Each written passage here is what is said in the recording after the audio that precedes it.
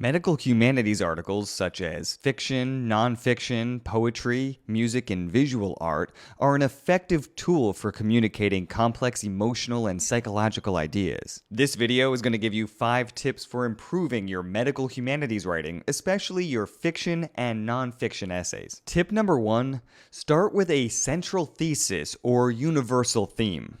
It's very tempting for us to write about a cool story or something really exciting we saw in our daily lives or in our work lives. However, these types of stories are often difficult for people to relate to unless they are related back to a bigger theme or idea. Medical humanities articles aren't really supposed to be a show and tell of the weirdest or craziest or coolest thing we've seen. They're supposed to be useful. They're supposed to help us connect to other people. And your readers will find you more relatable if you connect your experiences to something that they might have in their lives as well. Universal themes might relate to how we deal with loss and grieving, how we deal with success or triumph.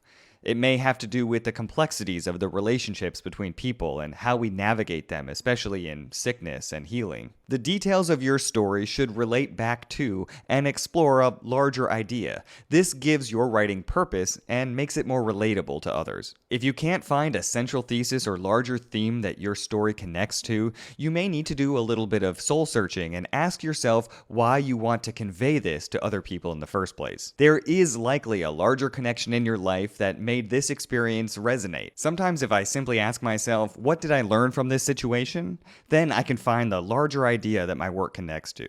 The next piece of advice for your medical humanities writing is to ensure that your writing has a story arc. Your writing should have all of the essential elements of a story. This means it should have a beginning and a middle and an end. It should have an established setting. It should have rising action and a climax, as well as falling action and a conclusion. You should have distinct characters, and something should change for those characters. They should have some kind of growth. If you don't have these parts of a story, you may just be writing about a scene, a snapshot. That's not sufficient for an entire narrative essay. The problem with a scene is that there's no demonstrated growth over time, so we don't really understand the meaning behind the situation. It just becomes an interesting snapshot, a bit of rubbernecking at the world around us, rather than something that seeks to find meaning in the events that happened. If you're looking to establish a story, ask yourself what changed about the place or the characters in it. Maybe that change was simply internal, but it's important to highlight that kind of growth. Sometimes the most helpful thing of all is to simply draw out a physical story arc and see if you can fit elements of your writing into each part of that story arc. If you can't, you probably need to add more to the story. The third tip to improve your medical humanities writing is to not sterilize the world around you. Often we want things to fit into clean archetypes. We want to be able to lean on cliches to describe things.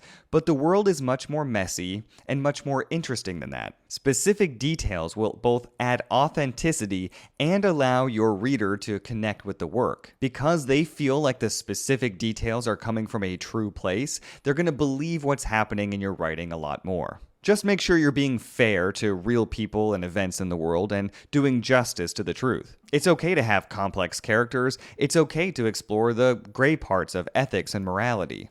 If you scrub all of the authenticity and truth out of your writing, people will have a much more difficult time connecting with it. The fourth tip for your medical humanities writing and personal essays is to use vivid description, but to use it very sparingly. We often equate good writing with descriptive writing. We think about the John Steinbeck who can paint a picture with words and show us every nook and cranny of the world. However, sometimes overloading a reader with description can take away from the action of the story. Use vivid description in places where it really matters. You don't need to describe every room that a character walks into, and you don't need to describe every character head to toe.